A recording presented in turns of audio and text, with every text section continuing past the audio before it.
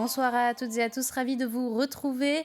Commençons ce journal avec un point sur la situation épidémiologique dans le département. Alors que les vacances scolaires sont désormais terminées, le nombre de cas de Covid continue d'augmenter. Le taux d'incidence en Vendée est désormais de 116 cas pour 100 000 habitants, contre 94 il y a une semaine. Côté hospitalisation, en revanche, les chiffres se stabilisent. On compte actuellement 44, dont 10 en réanimation. Des contaminations qui concernent une tranche d'âge, en particulier celle des 65 ans et plus. Face à ce constat, hier soir, le président de la République, Emmanuel Macron, a décidé de prendre la parole pour la 9e fois depuis le début de la crise sanitaire. Il a annoncé notamment que pour garder leur pass sanitaire, les plus de 65 ans devront obligatoirement réaliser leur dose de rappel avant le 15 décembre. Écoutez. Une campagne a été lancée depuis la fin de l'été pour tous les plus de 65 ans et les plus fragiles. Il nous faut aujourd'hui l'accélérer.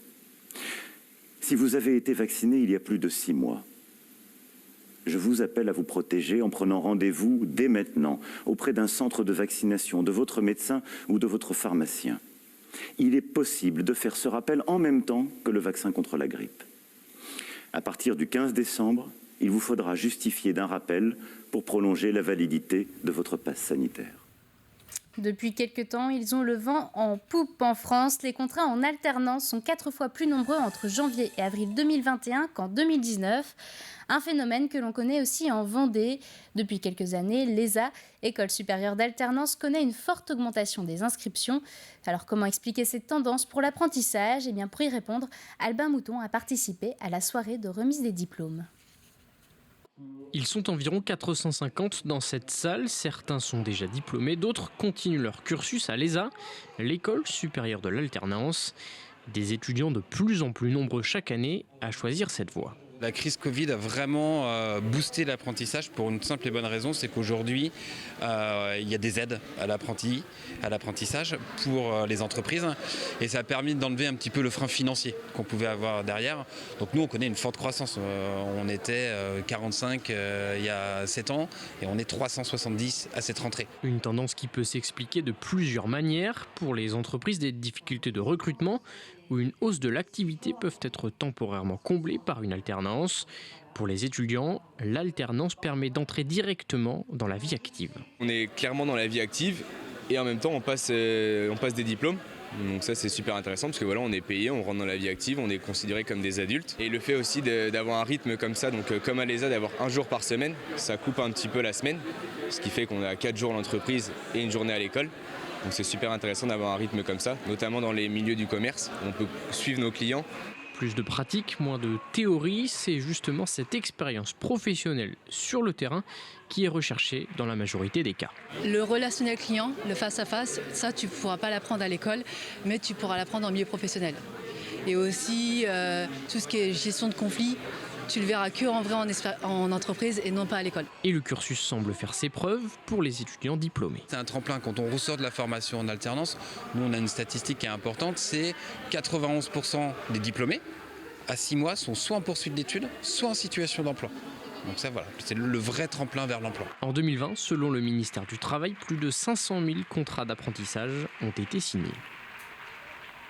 En bref, si vous souhaitez vous rendre au local de la CGT à La Roche-sur-Yon, désormais, vous devrez vous rendre au 156 boulevard Louis Blanc.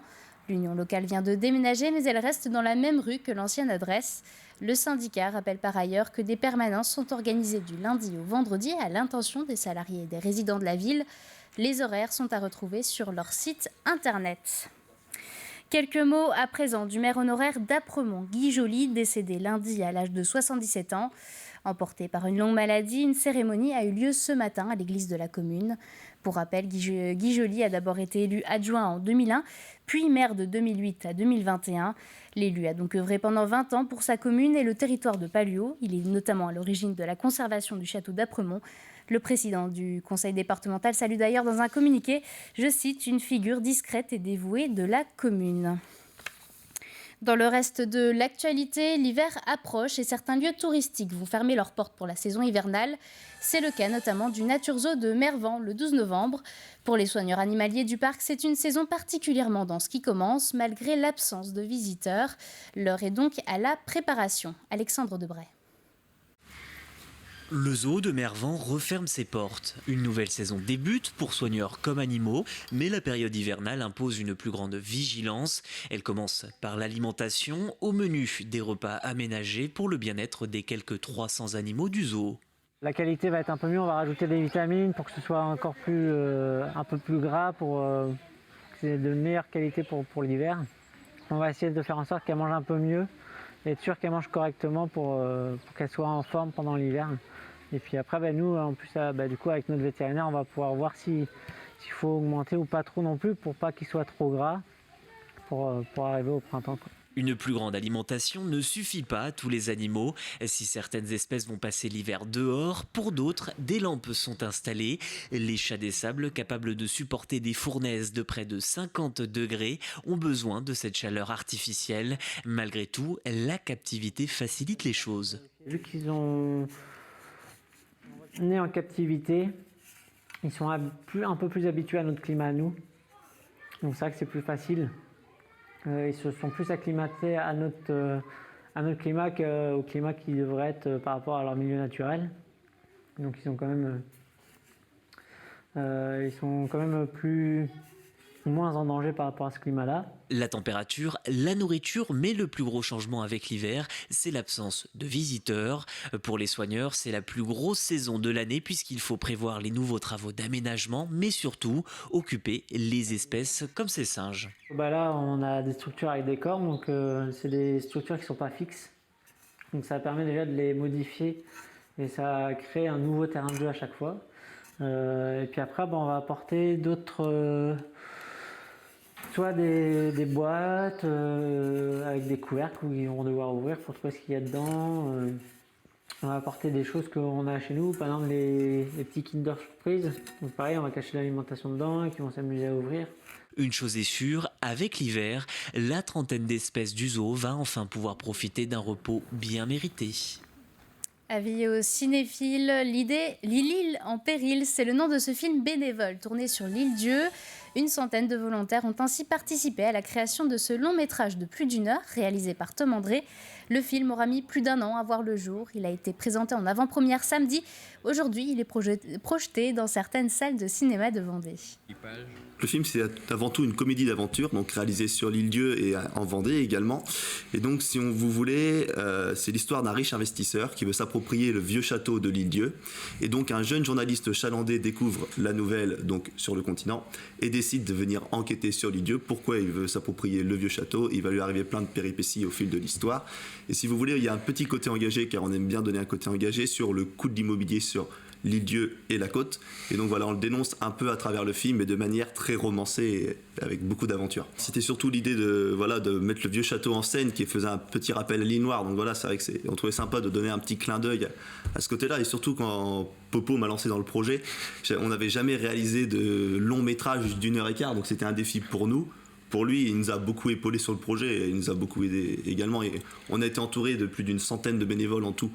Et ce que je veux dire, c'est que la solidarité de tout le monde, car il n'y a jamais eu de question d'argent, c'est un film à 0 € de budget, et tout le monde a donné, tout le monde est venu par plaisir, et à la fin, ça crée une famille formidable. Une Vendée en direct à retrouver en intégralité sur notre site internet tvvendée.fr. Un mot à présent du nouveau chef du restaurant de la Chaboterie à Saint-Sulpice-le-Verdon, Benjamin Pâtissier. Le chef vendéen vient d'être distingué par le célèbre guide gastronomique Go et Mio, qui le consacre grand de demain. Une distinction décernée au jeune chef installé. Ce prix vient s'ajouter à son titre de meilleur ouvrier de France décroché en 2015, une récompense qui lui avait notamment permis de s'installer dans les cuisines de la Chaboterie. Terminons ce journal en couleur à présent. Quelle place pour la peinture à l'ère du numérique? Eh bien la réponse, vous l'aurez peut-être au Sables d'Olonne. Le musée d'art moderne et contemporain vient de lancer l'exposition Peinture, obsolescence déprogrammée, à découvrir des œuvres qui mélangent techniques traditionnelles et nouvelles technologies. Un reportage signé Grégoire de Châtillon. La peinture est loin de disparaître et pourtant, elle ne s'est jamais autant hybridée. À l'ère du numérique, l'image est transformée. Peinture, obsolescence déprogrammée, une exposition à la fois autour de l'actualité et l'avenir de la peinture, mais aussi une exposition qui interroge les pratiques picturales d'aujourd'hui.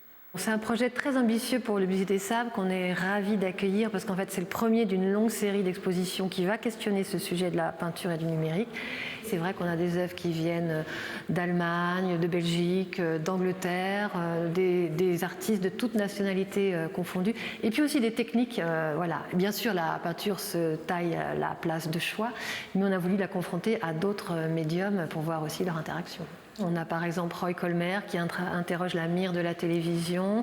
On a Danez qui est juste à côté de moi qui interroge le phénomène de pixelisation du paysage qu'on peut rapprocher d'un certain impressionniste, mais aussi du pixel de l'image. Entre cette œuvre numérique qui fusionne avec la peinture à l'huile, signée Amélie Bertrand, ou bien ce tableau vidéo d'Antoine Schmitt, l'image exposée dans les musées évolue, tout comme la photographie qui s'était confrontée à la peinture au XXe siècle. Ici, le visiteur en aura plein les yeux. On veut attiser sa curiosité et je pense qu'il peut se laisser porter et qu'il sera fortement happé par ce qu'il verra. Je pense que c'est une exposition qui parle d'elle-même, qui vient vraiment de traiter les différentes facettes, ces différentes manières que la peinture a de se saisir du numérique qui sont flagrantes. Peinture, obsolescence déprogrammée, une exposition à découvrir au musée de l'Abbaye Sainte-Croix des Sables d'Olonne jusqu'au 16 janvier prochain. Un point météo avant de se quitter. Demain, le ciel sera partagé entre éclaircies et nuages, mais le soleil devrait faire son retour dans l'après-midi. Côté température, comptez en moyenne entre 14 et 17 degrés. C'est la fin de cette édition. Merci de nous avoir suivis. Prochain point sur l'actualité lundi pour la matinale dès 7h avec Caroline Tronche. Je vous souhaite une très bonne soirée.